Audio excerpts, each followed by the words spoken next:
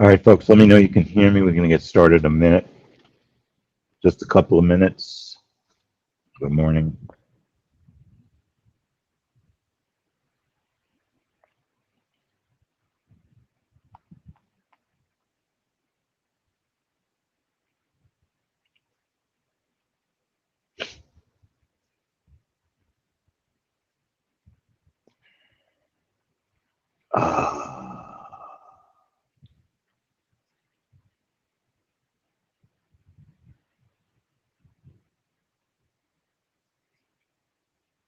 Okay.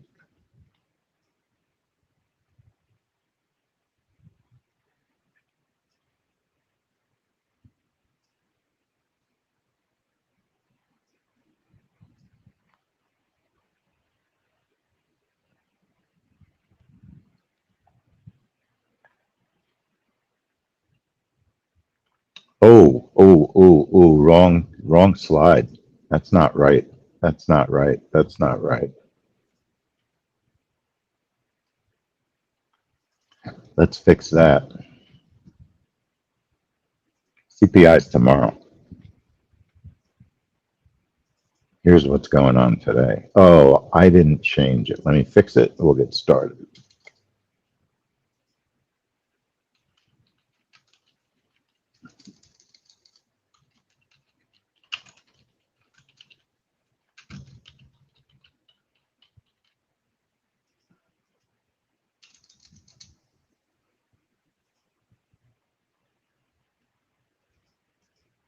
Okay, it's not worth wasting time on getting my slides to work.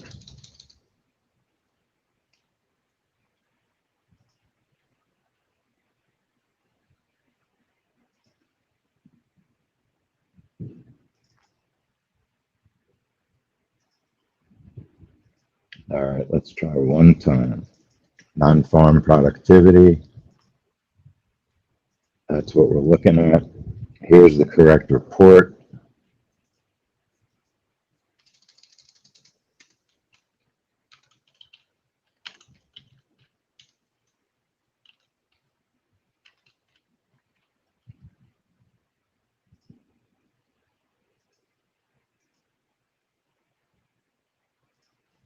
Okay, good morning, everybody. Welcome to Non-Farm Productivity, 10-Minute Trades Trade Room.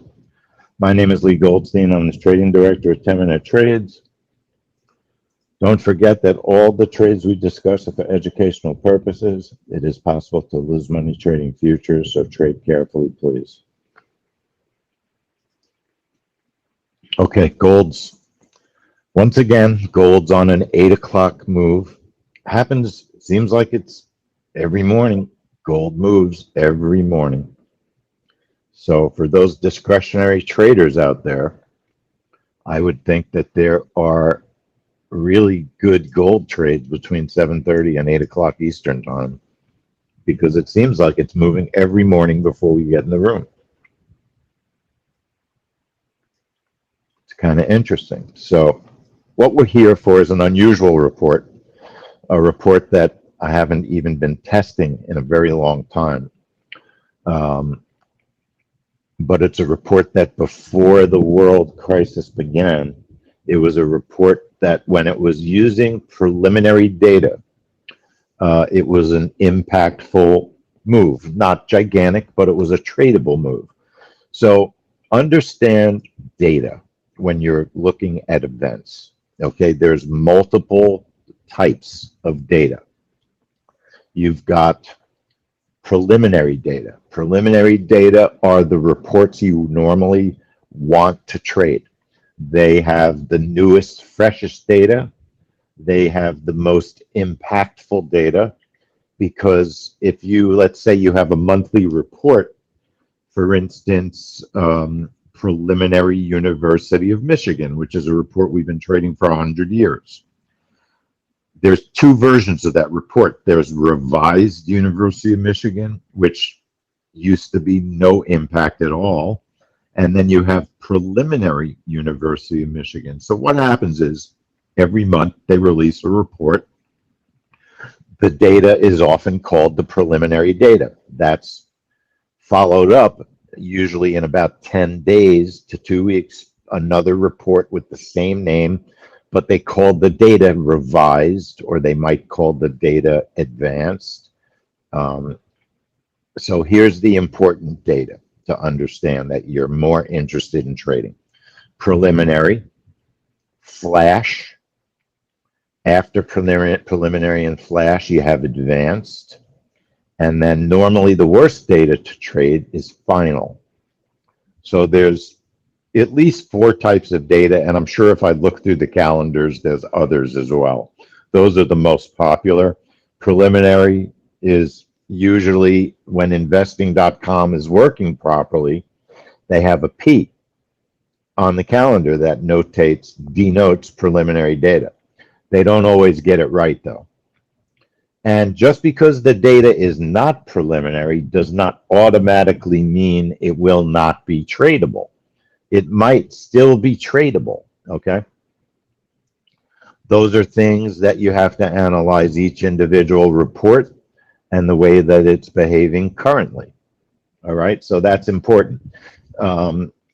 Non-farm, the preliminary non-farm. Now this report's very unusual. It's theoretically a quarterly report, but the data comes out on a monthly basis also.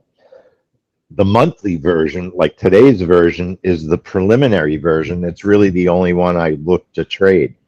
But sometimes the version that'll come out next month, which is a revised version of the report, it might still have a little bit of impact just because it does. I mean, it's not, there's no particular reason. It's because the market has always looked at the data, it's productivity data, that the market deems that that data has value. So if the market thinks a certain type of data has value, then the report is going to have some sort of an impact as a general rule.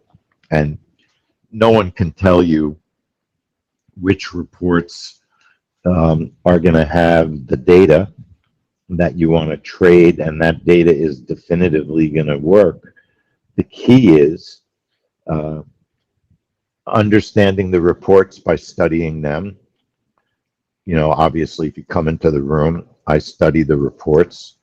So I know that the best version of this report to trade is today's, and the best version will be three months from now. The quarterly preliminary version gives the best shot for making a profit. And like I said, I have not been studying this report in a very long time.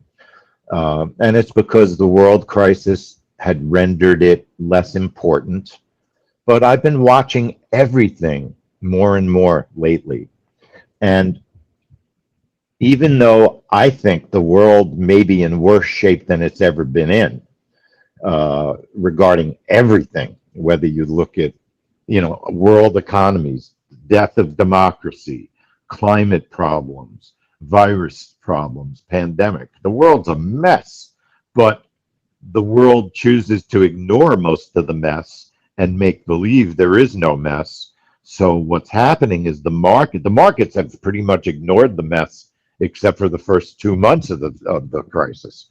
The markets, but now what we're seeing with the markets is news events are trading very normally and in a very impactful way also. And that's what our interest is. It doesn't do anything for us if we get into arguments about what you agree with politically or what you don't agree with. You know, there's certain facts that are unarguable.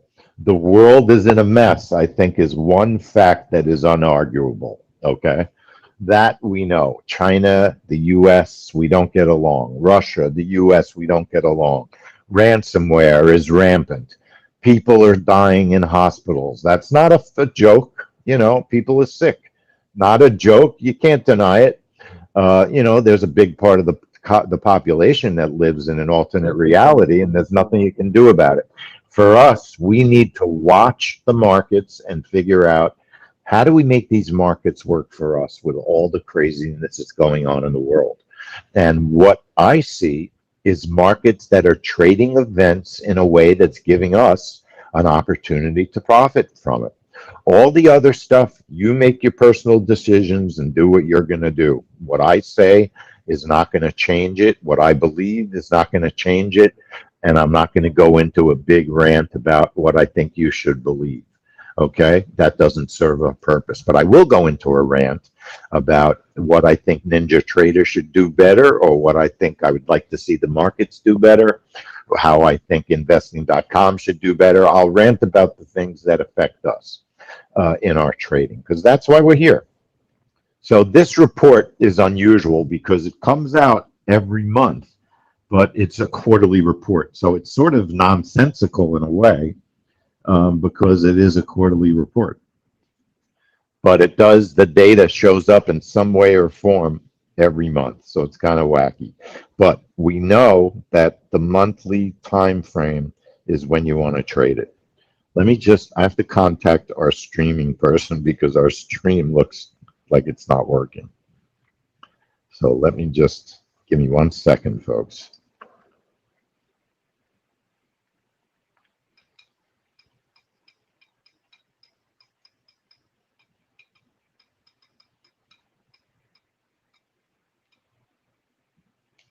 All right, so how would I trade this report? So I'm just looking at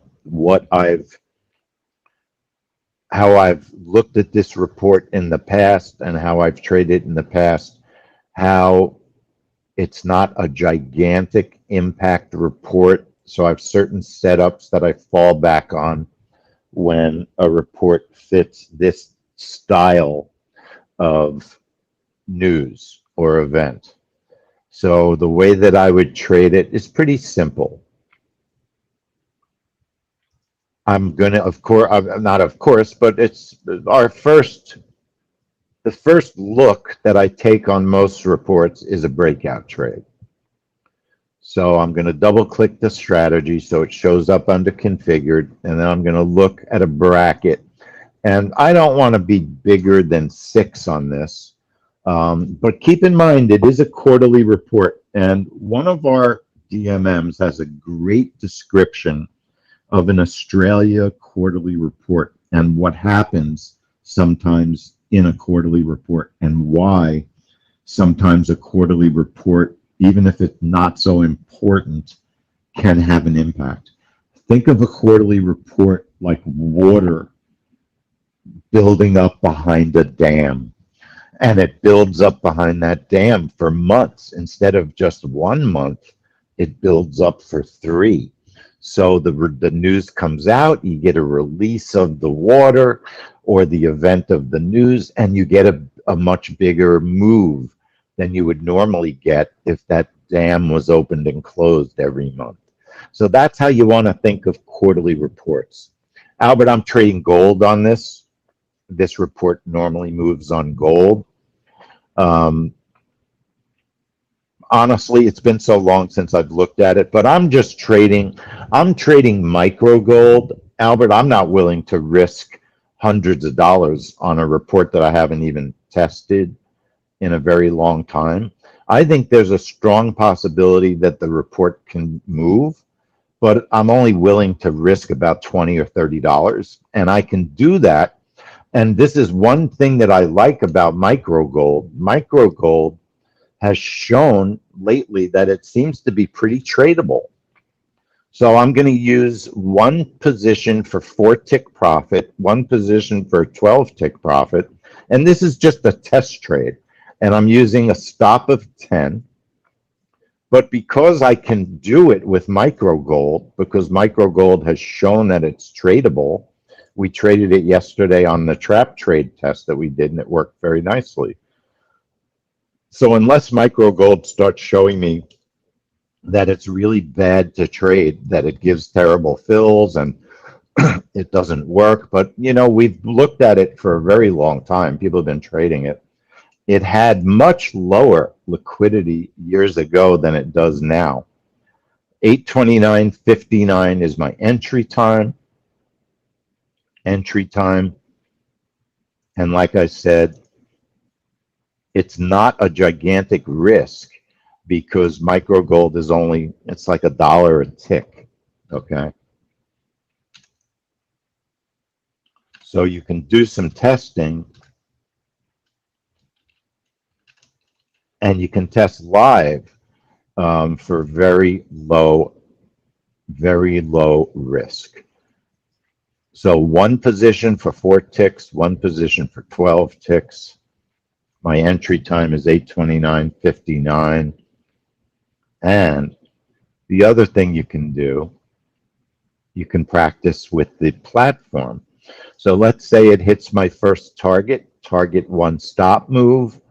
I'm going to move my stop to break even minus 1 tick.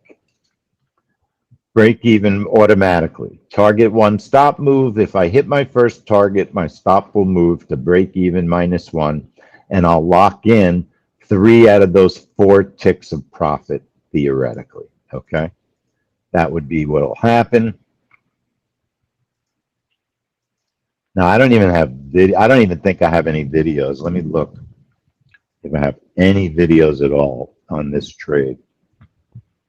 It goes back so long. Nope, I don't have a single video on this trade. I probably do somewhere, but not in my current video collection. So there were a couple of other things that were interesting. So we'll be back at 4 o'clock this afternoon. I just had a question. If you had a really successful trade and you found a setup that was even better, would you change your setup on your really successful trade to a setup that you thought could even be better? Just curious. Type in what you think. Or would that be considered crazy? Fred, you would. Okay. I mean, what are we looking for? Aren't we looking for the absolute best setups? My gut feeling, I'd certainly have an open mind to a better setup. I'd certainly have an open mind. That's right, John. What's the question? That's a question, but it's not really a question. Yes, there's only one. There's one DMM, but we often have extra trades in the trade room that don't have DMMs. Okay? You'll get used to that. There's a lot of reports that I personally look at that my boss doesn't make DMMs for. Some of them I request DMMs and he disagrees. Others, he starts to add DMMs. So the process that takes place, John, is that first, when I got here, there were DMMs that were chosen, okay? They were here before me. So there were DMMs that we were trading. Then I got here, everything got thrown into a tizzy because they never had to deal with somebody who was doing all this extra market analysis, looking at all these reports that no one ever looked at. So now the process is, we have all these standard regular DMMs that we've been trading for a very long time. Most of them have been around for a long time. They've changed in their setups. B, if I find a report that looks promising, I give my boss a heads up. And if it really starts working live and making money, I send him the setups and I say, hey, boss, I suggest that you add this DMM, start it next month in the trade room. We're all making money on it. And slowly but surely, that's how we get new DMMs. I will still, so being a trade room member is a super bonus because there's so many more reports that you'll get to learn about and trade that weren't in existence before I got here. So I think there's no question that being a trade room member is to me, it's the key to our whole service because it gives you all these extras, okay? But that's generally how the process works. But one of our most profitable reports was a report that I found. that, and I'm not bragging. It has nothing to do with bragging. It's a report that someone never looked at it because when they first looked at it, it didn't do anything. But reports are always changing. So I'm a fanatic. In other words, once I get my eye on something, I never take it off. It's really hard for me to walk away from a report, even if it's not working. So for instance, that's why you see on the schedule last night, Australia NAB business confidence. That report hasn't moved the Australian market in 2 years, but I can't walk away from it. So let's look at Australia last night at 9:30, because that's when that report came out. Okay, 9:30 would be 21:30. Was there any tradable move at 21:30 last night for the Australia Business Confidence Report? 21:10, 21:20.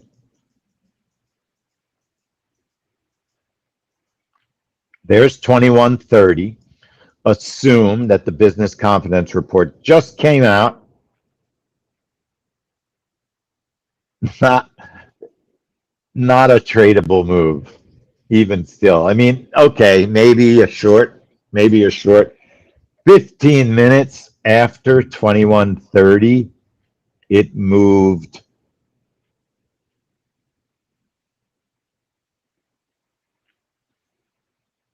30, 35, 40, 45, 50, 55, 60, 65, 70, 75. That's how many ticks.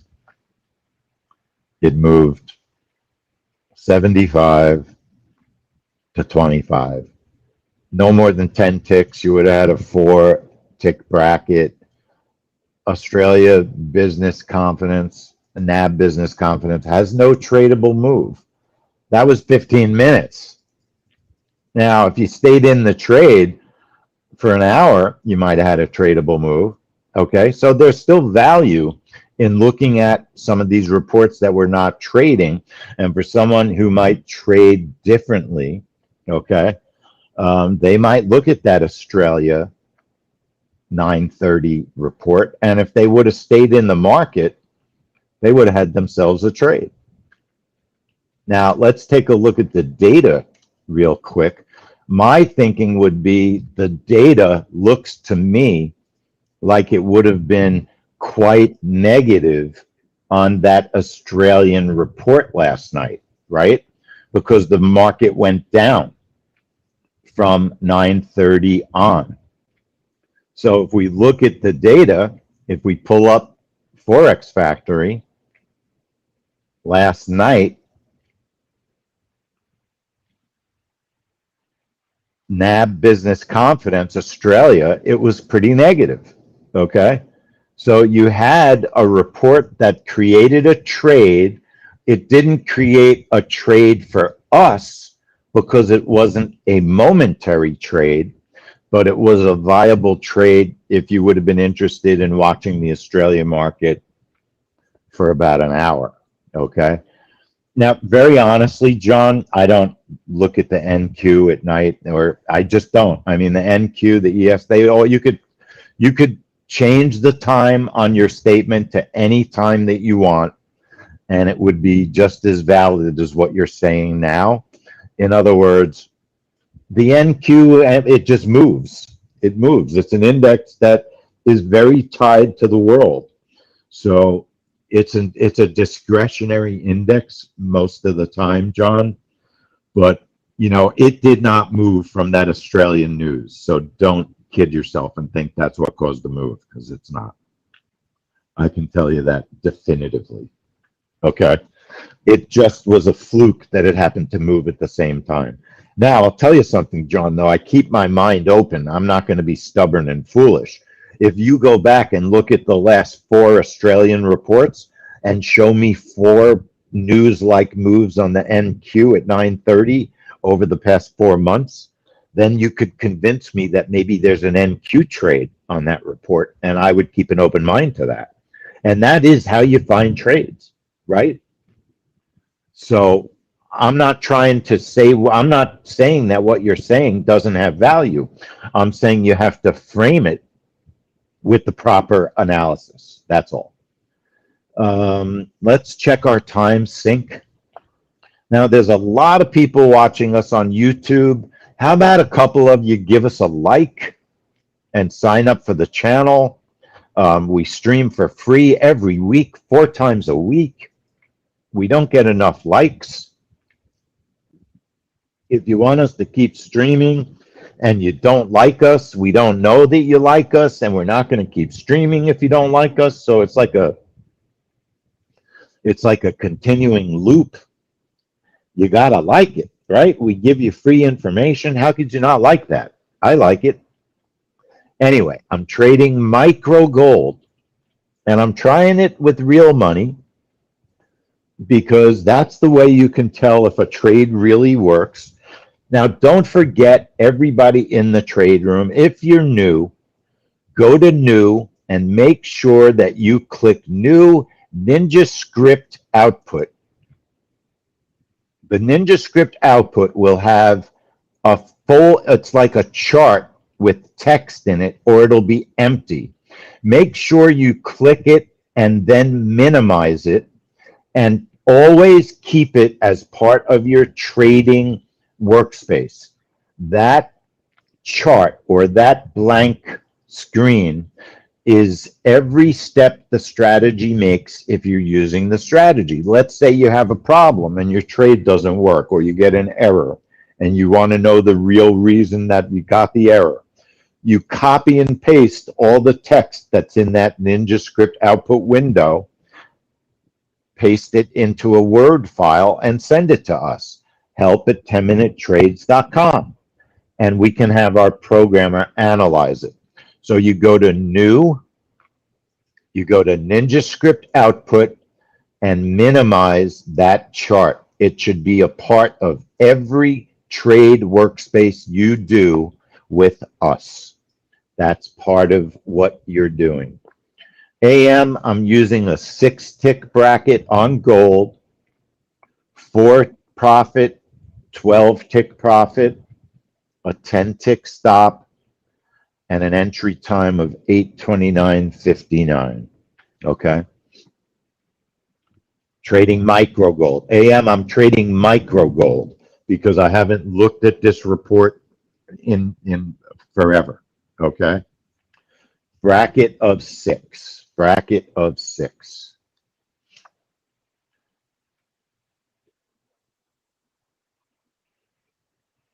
$8.20 is the gold market opening. That's why you get a move, $8.20, every morning, right? Most people don't realize that. Is there still a gold pit? I don't even know. Anybody know? Is there still a gold pit? I don't think there is. There is an ES pit. There's an S&P pit still, but there's very few pits. Years ago, there used to be an oil pit at 9 o'clock. You had the oil open. Fred, I don't think there's a gold pit either. I don't think there's a gold pit either. So don't forget about that Ninja Script output, because if you get an error, there is a way to find out specifically what the strategy was doing at the time that the error was created. And that helps if it's a programming error or if it's a market speed issue. It helps us analyze what happened. Although I want to be truthful, 99% of the time, I know what happened because of our experience doing this. I know. Errors are almost always caused by markets that are so fast, we can't keep up with them. That's almost always what creates an error. Okay? And an error of a market that's so fast is our enemy, right? If it's too fast to get your stops placed, then it creates an error. That is our enemy, okay? But it will happen. It will happen. So our stream is screwed up. Folks, I apologize. I don't have power over the stream, and I can't get our charts on, and I tried to reach our streamer. So I do apologize, but the stream is not working properly. Our streamer's going to get in trouble.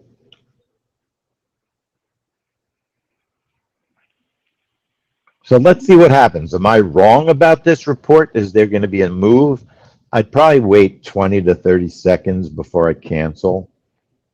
They're expecting 3 to 5% on the non-farm productivity. Remember, I'm moving my stop automatically. AM, I put the target one stop. Chantal, on my screen, the stream is not working. I'm not seeing the chart. Let me refresh my screen. It's me. Okay, once again, it's me. Let's watch the trade. Chantal, you're fine. Calvin, we're good in the room. I don't mean in the room. I mean on YouTube. Chantal, my mistake. I just had to update. I should have thought. Here we go. Watch the trade. I don't make mistakes.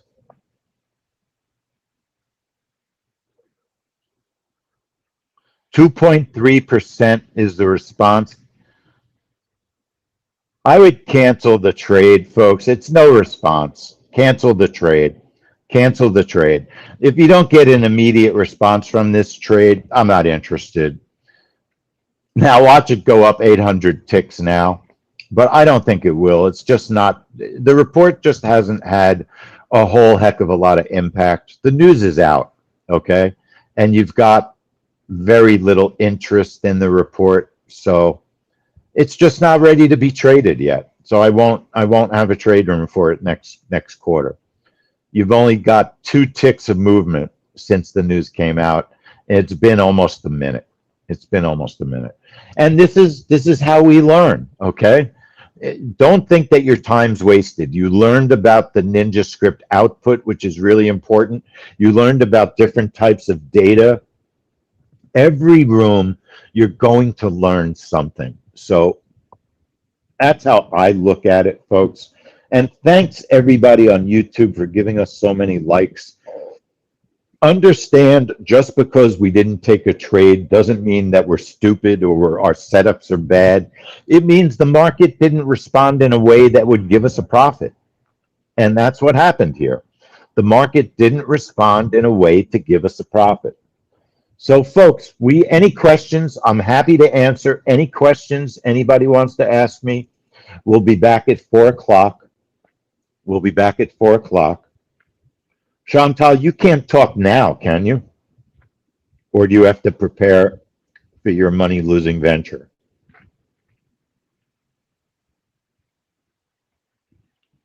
You can talk now? Okay, so I'll meet you on Skype in 2 minutes. So if there's no questions, folks, I'll see everybody at 4 o'clock for you know what, a family money trade, and I'll see everybody later.